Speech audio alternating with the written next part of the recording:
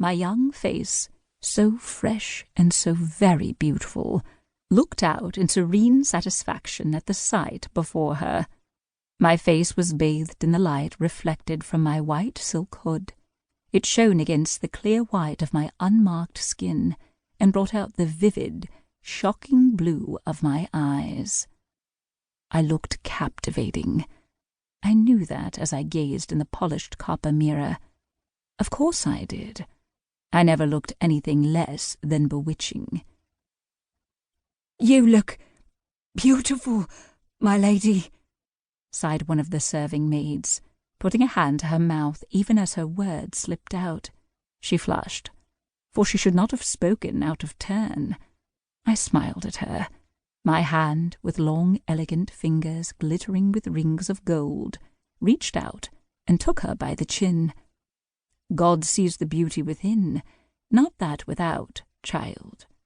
Remember that," I rebuked softly. I patted her cheek and released her. The girl nodded humbly, suitably admonished.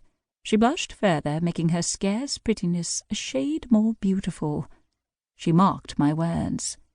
It was how a woman should behave: modest, grateful, chaste, and pure, never giving in to vanity or sin.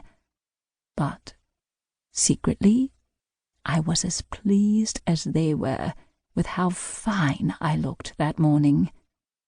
We emerged from my chambers above the great hall, my maidens in a throng just behind me, our eyes modestly cast down, but our chins just slightly raised, as we walked through the court and out to the horses, so that all could admire our obvious chastity and outward modesty, but also so that none should miss our beauty.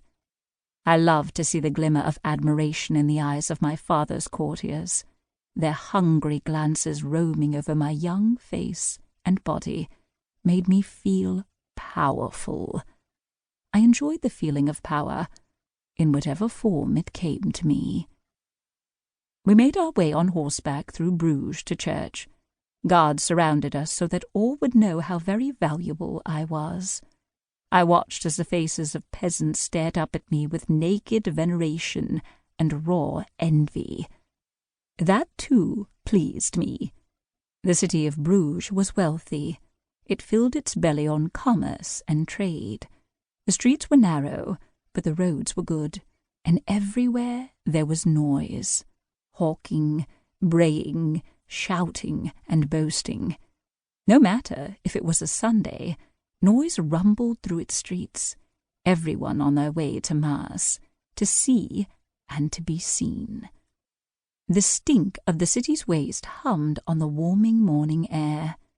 The smell of pig shit, horse waste, human excrement, and running streams of urine floated over the city walls from where it was dumped and up into our noses. The bells of all the churches were ringing, calling people to prayer and to Mass, melding with the buzz of the city. Like a giant hive of bees, the city sang. The lash of the church bells pealed out through the din of the masses that jostled and crowded in the streets. Above the city gates, the blackened and rotting heads of criminals were displayed for all to see. A warning that should any think to go against the laws of my father, the ruler of Flanders, they would pay for it with their lives. Eyes plucked out by hungry birds, those goggling heads gazed down on the arrivals at the gate as guards under the command of my father inspected them, and the wares trundling along behind them in oxen-drawn cart and wagon. The sound of the wheels of such craft rattled through the city streets, splashing through the mud and causing those nearby to curse and swear at the drivers who soiled their fine, and not so fine, clothing. In the wealthier parts of the city, merchants hawked silk, spices, and perfumes. The lowest parts of the town were where roving sellers battered at potential customers, thrusting cooked meats of dubious origin into their faces. Cockfights and dogfights went on here, although not today, since it was the day of our Lord.